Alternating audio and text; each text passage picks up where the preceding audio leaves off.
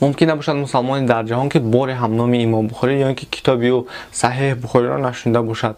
Ва ба гуфтаи бисёре аз уламои дини мубини ислом, китоби Саҳиҳ Бухорӣ аз рӯи боэътимод буданаш баъд аз Қуръон дар ҷои дуюм меистад, аммо дар байни ҳадисҳо бошад дар ҷои якум.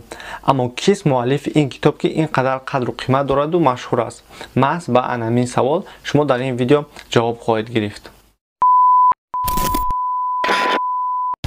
ассалому алайкум ҳама тамошобинон, ман Самиев. умед шумо бошад дар канали VMS TV қарор доред. маҳз бо хоҳишу пешниҳодҳои ана ҳамин бародарон ки дар видеои пешина фикри худро дар комментариҳо нависта буданд, видеои имрӯзаро дар бораи имом Бухорӣ, шахсияте ки 600 000 ҳадис медонисту дар дарсҳояш зиёда аз 20 000 толибилм ҷамъ меомад, суҳбат хоҳем кард. видеоро то охир тамошо кунед ва каме ҳам бошад дар бораи ин шахсияти бузург дар дини мубини ислом каме ҳам бошад ба худ маълумот гиред. номи пураш Абу Абдулло Муҳаммад ибни Исмоил ибни Иброҳим ибни Муғира ибни Бардизба алҷофию мавлоҳу албухорӣ. бобо калонашро Муғира ном мебуданд ки дар давраҳои саҳобагон исломро қабул карда буд. саҳобагоне ки вилояти Хуросонро забт карда буданд. Хуросон ин Афғонистони Эрони имрӯза аст. ҳақиқатан худи Бухорӣ аз вилояти он вақтаи Бухоро аст. яъне ки Бухорӣ форс буд ва забони модариаш форсӣ буду, забони арабӣ бошад ин забони аз худ кардааш аст. рӯзи таваллудаш ин 12 ё 13 моҳи шавволи соли 194 ҳиҷрӣ аст. дар хурдсолиаш бо вай ду ҳодисаи муҳим рух додааст. якум ин аст ки падараш дар хурдсолиаш аз олам даргузашт, яъне ки вафоти падараш. дуюм ин нобино шуданаш. вақте ки вай 3 сол дошт, вай нобино шуд. ва инак мо мегузорем ба волидонаш. дар бораи модараш кам аст маълумот, вале ончеро ки мо медонем ин он аст ки модараш бисёр зани ботақвову худотарс буд. ва вақте ки имом Бухорӣ дар 3 солагиаш нобино шуд, модараш шабҳои дароз намози таҳаҷҷудро мехонду аз худованд бино шудани фарзандашро мехост. дар баъзе аз манбаъҳо омадааст ки инчунин модараш зиёд мегирист ва нобино шудани имом Бухорӣ то муддати 3-4 сол давом кард. модараш бошад дар ин муддат умедашро аз худованд наканда буд ва дар яке аз шабҳо мӯъҷиза аз тарафи Аллоҳ рух медиҳад. ӯ дар хобаш ҳазрати Иброҳим алайҳиссаломро дид. Иброҳим алайҳиссалом ба вай наздик шуда гуфт: эй фалонӣ, худованд туро бохабари хушруд мекунад. худованд биноиши чашмони фарзандатро барқарор кард ва ин ҳамаш бо сабаби дуоҳоят буд. вай бедор мешаваду ба назди имом Бухорӣ рафта ӯро низ аз хоб мехизонад ва вай бедор шуда намефаҳмад ки чӣ ҳодисае рух додааст, намефаҳмад ки чӣ хел шуд ки чашмонаш бино шуданд. вақте ки ӯ хурд буд, бо вай ду ҳодиса рух медиҳад ки дар онҳо мо метавонем бинем ки то чӣ дараҷа имом Бухорӣ хотираи қавӣ дошт.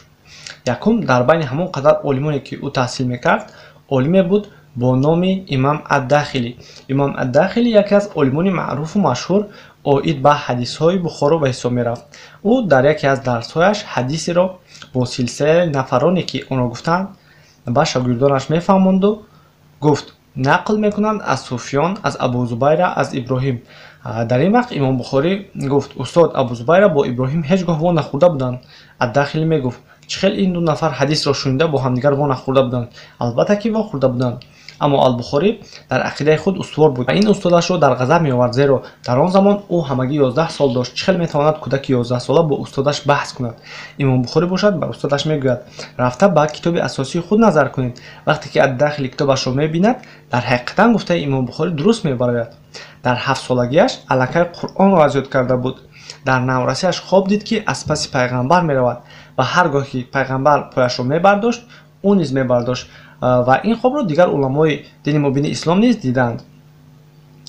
инчунин дар ҷавониаш пайғамбар Муҳаммад саллаллоҳу алайҳи ва олиҳи ва салламро хоб мебинад.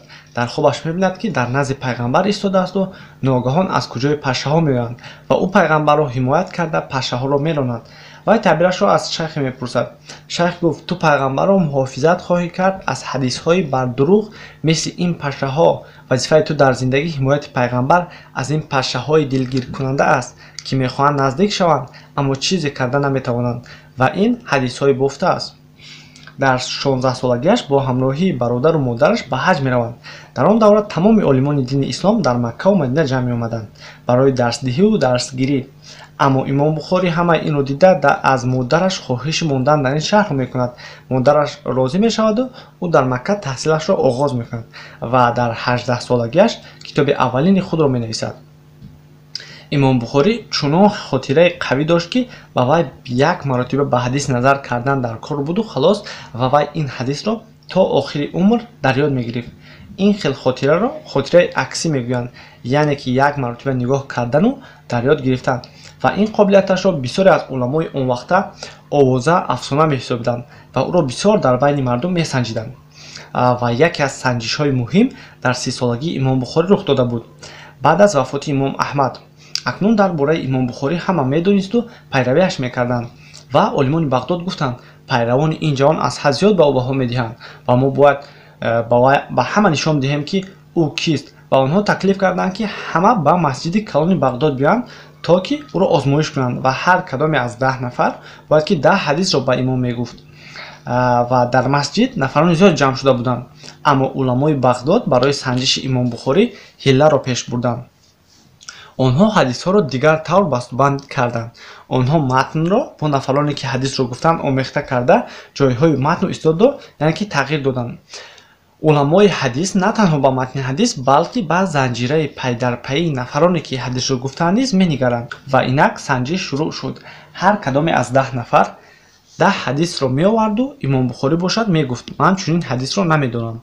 ҳамин тавр ба имом Бухорӣ 100 ҳадис оварда шуд ва ӯ дар ҳамааш як хел ҷавоб медод ман чунин ҳадисро намедонам. уламо пай мебуданд ки гап сари чӣ рафта истодааст, аммо мардуми оддӣ хаёл мекард ки ӯ дар ҳақиқатан ин ҳадисҳоро намедонад.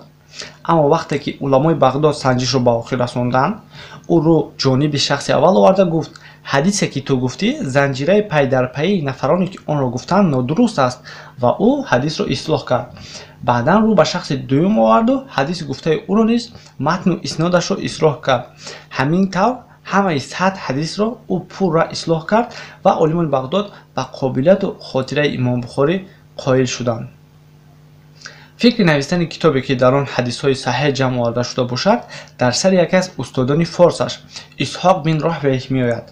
рӯзе ӯ дар дарсаш мегӯяд хуб мешуд агар касе китоберо менавист ки дар онҳо ҳадисҳои саҳеҳ аз пайғамбар саллаллоҳу алайҳи ва саллам ҷамъ оварда мешуданд. навистани китоби саҳеҳи Бухорӣ ҷамъуҷам 16 солро дар бар мегирад ва ӯ бисёри қисмашро дар шаҳри Басра ки дар он ҷо 5 сол зиндагӣ карда буд нависта буд ва 600 000 ҳадис аз ёд карда буд то аз байни онҳо аз ҳама саҳеҳашро ҷамъоварӣ кунад.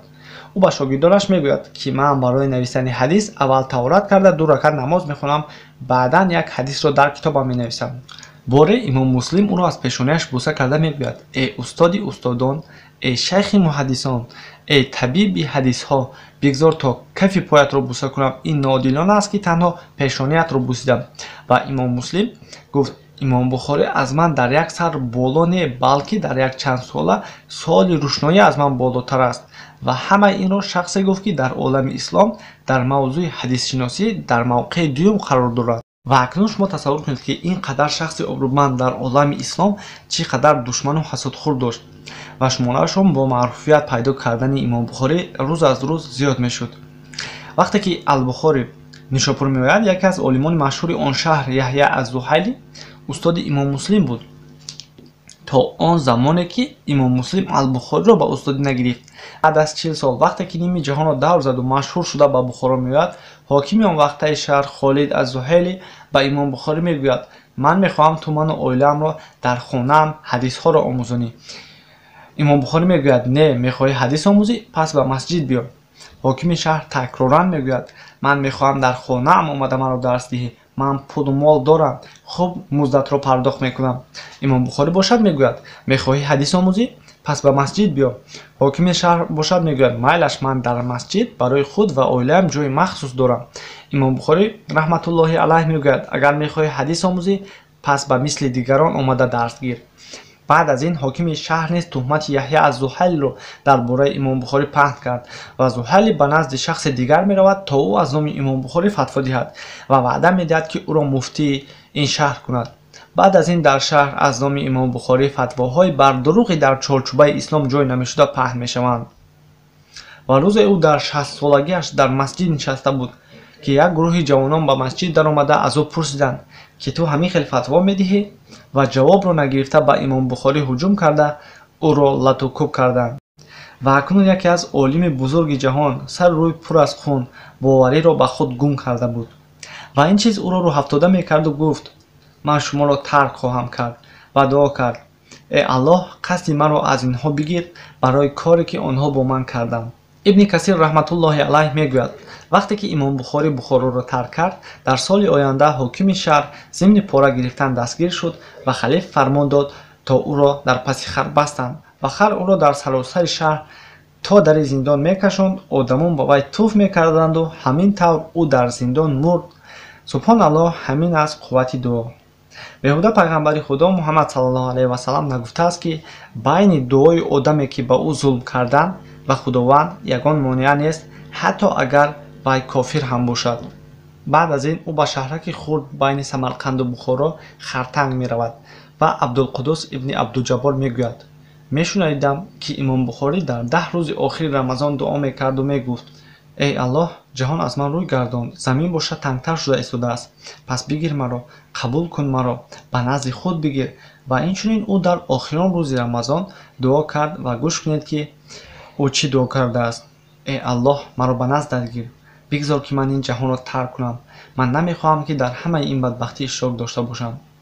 вақте ки ӯ ин дуоро кард, бинед ки худованд чӣ хел онро қабул кард. ва вақте ки моҳи рамазон ба анҷом расид, баъд аз намози шом дар шаби ид, вақте ки ӯ мехост ба уштур савор шавад, ӯ мегӯяд: ман сустиро дар бадан ҳис мекунам, ва дар ҳамон ҷой вафот мекунад. ва дар ҳамон шаб бародараш пайғамбар саллаллоҳу алайҳи ва салламро дар хоб мебинад. ва пайғамбар интизор буд. саҳобагон тайёрии рафтанро мекарданд, аммо пайғамбар интизор буд, то он вақте ки саҳобаҳо пурсиданд: киро шумо интизоред? ва пайғамбар гуфт: абу абдуллоҳ муҳаммад ибни исмоил. мо имом бухориро интизорем. ин як шаб пеш аз марги имом бухорӣ буд ва имом бухорӣ дар 62-солагиаш дар рӯзи 1 моҳи шаввол соли 256 ҳиҷрӣ аз олам даргузашт ва сокинони Самарқанд хабари маргашро фаҳмида омада ҷасадашро ба Самарқанд бурданд ва ҷанозаашро баъд аз намози иди фитр хонданд. ҳазорҳо нафар дар ҷанозааш иштирок мекарданд ва ин яке аз ҷанозаҳои калонтарин дар ислом буд. тамошобинони азиз, ин буд навори мухтасар оиди имом бухорӣ, шахсияте ки баъд аз худ осиёрро боқӣ мондааст ки то абад ба мардуми мусалмон манфиаташро хоҳад расонд.